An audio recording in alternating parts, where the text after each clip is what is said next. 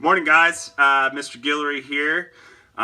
Just wanted to write a little lesson out for you guys this week to make sure we're not losing our chops. I hope everybody's staying safe and trying to get through this as best we can. And make sure you enjoy yourself a little bit every day, but also make sure you keep your mind active and keep working at things. Right?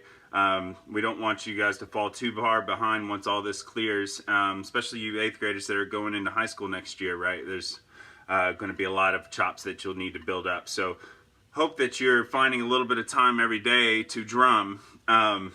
What we're going to work on today, just a quick lesson on rolls. Okay, so we're going to do a little bit of buzz roll, but mostly this is working on your double stroke. Okay, double strokes are one of the hardest things to kind of get down as a young person because it requires control of arm, wrist, and finger all kind of in unison to make a good double. Okay, so I sent just a couple little pages here to Mr. Lindor, and he should have sent them to y'all. So I have 2 pages here that I just wrote myself, just some simple exercises. There's a little bit of glare on this screen. Let me see if I can't turn that a little bit.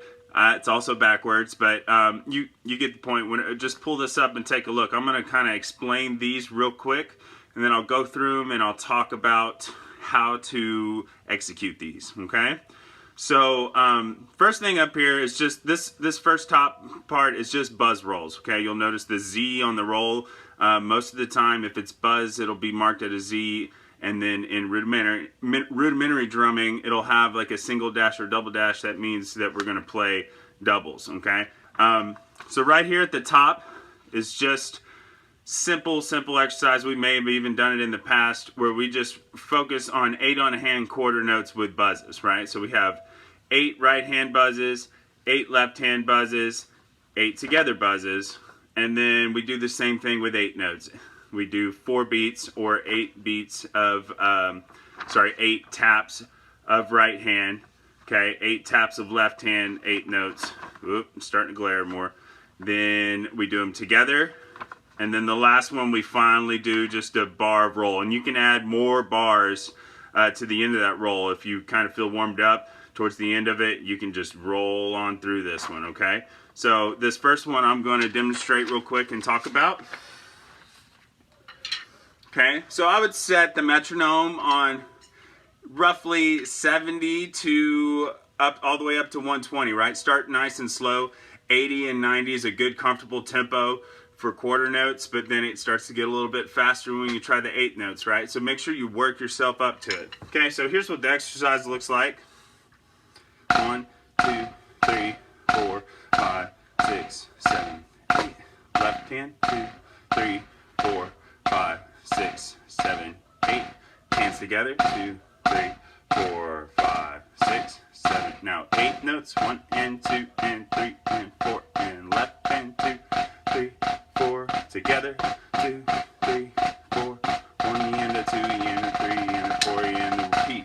2. Okay, and you'll do that however many times you need to. Okay, I would recommend at least 5 of them as a warm up, right? And then kick it up. 4 beats on the metronome, something like that.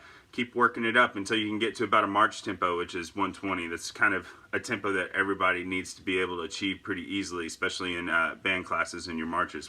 They go roughly 116 to 120 every time, right? So things to think about during this buzz roll exercise, okay?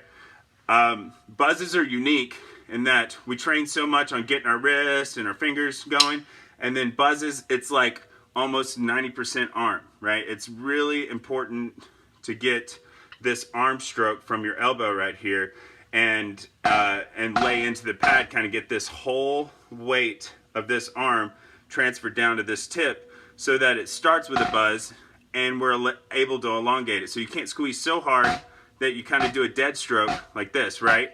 That's when you know you're squeezing too hard and you're pushing down too much. So it's kind of a balance between having a nice firm grip and being able to relax it to have a long roll, right? So on these quarter notes, you really want to try to make it go all the way to the If you're counting in 1 E into 2 E into 3 E into 4, you want it to buzz all the way to the and lift on the so you're actually not doing 1 and 2 and 3 and 4. you're actually thinking 1E and .2E and .3E and .4E and .5, right? And I'm trying to get that quarter note buzz to last as long as possible. I'm also trying to get it to start with that buzz sound, okay? And the way we do that is by using this arm from here. You'll notice I don't use much, right at the end I'll use a little bit of wrist and finger to put some pressure into it, but the stroke is all with my arm from here, right? Sometimes I just like to put this right here and make sure that I'm kind of rotating around that over the top of it, right? And you'll notice that it starts with a buzz. And when you lift your stick kind of parallel with the ground like this, instead of doing this, that's how I get that buzz. As soon as I start to use wrist, you'll notice that it's got to bounce a little bit before it does that buzz, right? So we're looking for this stroke right here. So when you do this first exercise, just really focus on matching your arm height with each other, and that you're using arm on both hands, right? So that you can come out with a nice clean buzz. You'll notice sometimes I kind of take a little bit of tip off of this just because I've got kind of big hands. And so sometimes for me it's more comfortable when I want to relax to just kind of do this. But you guys have much smaller hands, you'll be able to just kind of hold around it. Now don't grip with your back fingers, okay? That's the other really important thing with buzz rolls is as soon as you squeeze this back hand, I can't do a buzz. I can't let it elongate as much as I want, right? So all your pressure's got to come from up here, and then it loosens up kind of, these three are really a part of it, and then these two are just supporting my middle finger there, right? So you'll notice when I do it, there's a little bit of space here in my hand so that the back of the stick needs to be able to do what the front of the stick's doing. And if you squeeze it like that, you won't be able to, right? Okay, so that's buzz rolls. That's a kind of a simple warm up for that I use all the time. Okay, and now this next one right here, the doubles at the bottom. Again, not great glare here, but you have it. You should have a copy of this. So this one is super, super simple. It's kind of the same kind of idea where we just do 4 tapped quarter notes and then 4 beats of double, and we're going to go right hand, left hand, then together, and then we'll jump down to this second line and we'll just alternate 8 notes with doubled 16th notes. Right, right, left, left, right, right, left, left, right, right, left, left, right, right, left, left, right, left, right, left, right, left, right, left, right, right, left, left, right, right, left, left, right, right, left, left, right, right, left, left, right. And then again, start that nice and slow, somewhere in the 70, 80 range. You can pick it up as you get better. Okay, let me show you this one.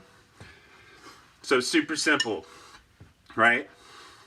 1, 2, 3, 4, 1E, 2E, 3E, 4E, 1, 2, 3, 4, 1E, 2E, 3E, 4E, both together, 3, 4, 1E, 2E, 3, 4E. Next line, 2, 3, 4, 1E and a 2E and a 3E and a 4E and a 1 and 2 and 3 and 4 and 1E and a 2E and a 3E and a 4E and a 1.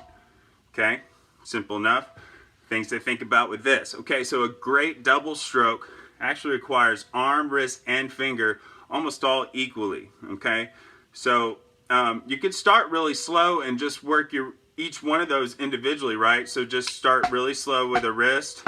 You notice I'm still not squeezing on my back fingers because I actually need to be able to use that with the double. Whenever I start to play doubles, I start to catch that second note with my finger a lot. Okay, so that's how I get that second note to speak. When you do a double, you want the second note to be equally as loud, or if not louder, when you start, right? I can almost do this and you'll notice that I kind of squeeze that second note with my fingers after the initial contact to make that louder, okay? So when you're doing this stroke, do it each way. You can practice just wrist. Obviously, you're limited on how fast you can go when you just use wrist, right? Same thing with arm, right? Practice just doing it with arm. Super hard to do, right? These have to be really slow, but I'm really concentrating on trying not to use my wrist, okay? And then finally with finger. So kind of set, I like to set with my sticks up like this, and then kind of make sure that my fingers are open so that I'm kind of doing that stroke just with snapping my fingers. These are really important. This kind of gets these small little muscles in your fingers activated, right? So then that last one, I'll do it like this. It's kind of dirty, right? You're not supposed to do any of these with just one. You're supposed to combine them all. So if you kind of do that a little bit, combine them all together, you notice when I do a double stroke, there's a little bit of arm, There's some wrist action, and then there's a lot of finger on the second note. So watch this. 2, 3, 4, 1E, 2E. Especially when I do the double, I kind of get a little bit more arm on that initial stroke. And that stroke, it's just one arm stroke. I'm not going like this, right? That first one is just one arm stroke, and then I kind of am catching it with my wrist and finger on the second one, right? So that way when we get to this one, I've got a little bit of arm stroke in the 8 notes that go into the double too. And then when I start that double, you see my fingers get a little bit activated, right? Okay? So again, work that up. I would do it 4 or 5 times until you feel comfortable. Knock it up 4 clicks on the metronome and do that rotation again, right? And you're not going to get up to 120 in one day. This is a gradual process, okay? So now finally the meat and potatoes, which is our etude, which is kind of an etude, but it's really a warm-up too.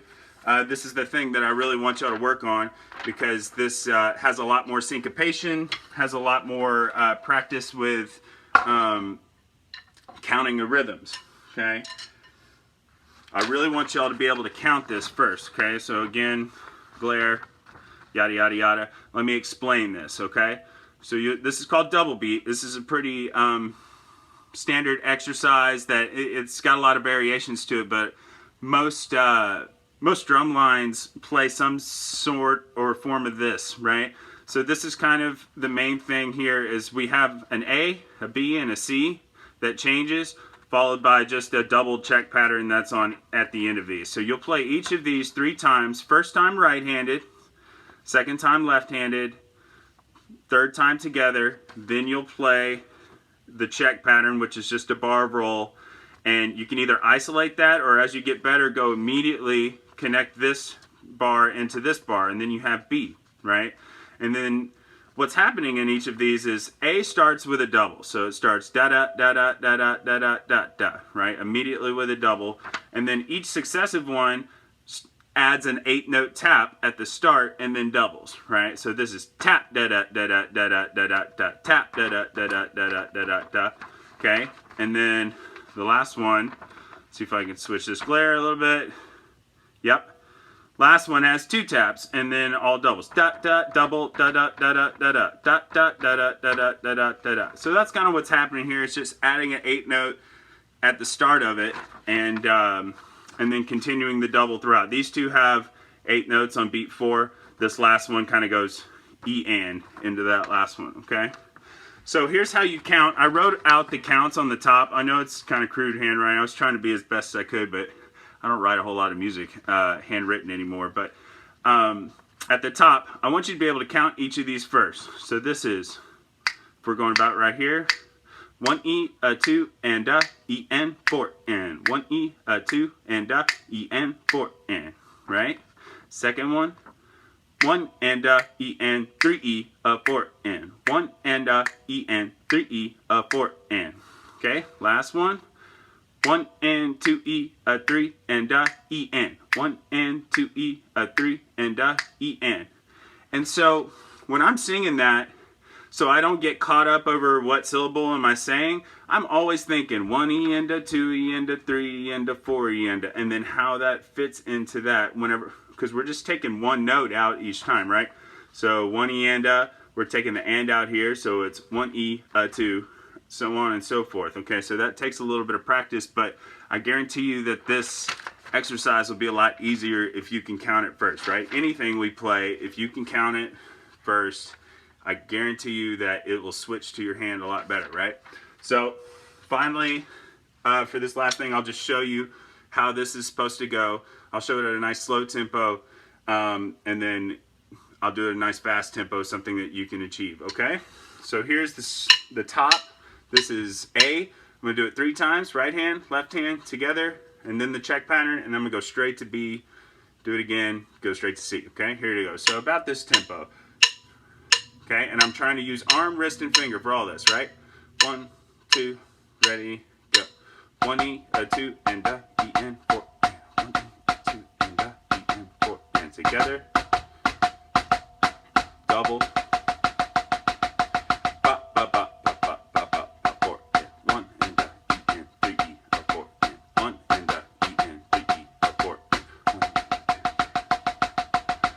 And 2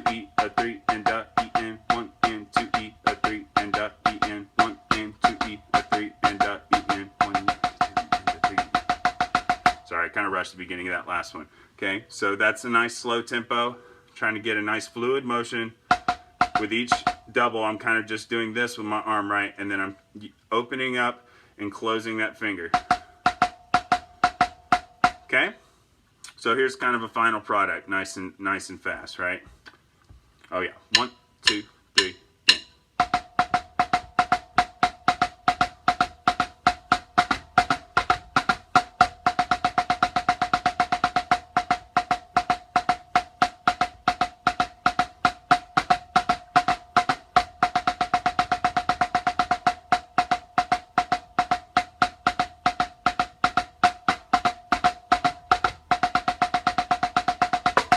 Right? And then drum lines can go.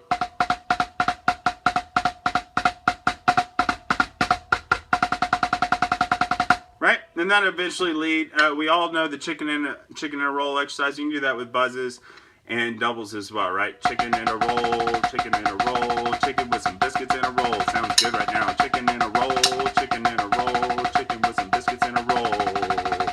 And you can hold that roll as long as you want, right? All right, thanks for listening, guys. Hope you all have a good week. We'll do it again next week.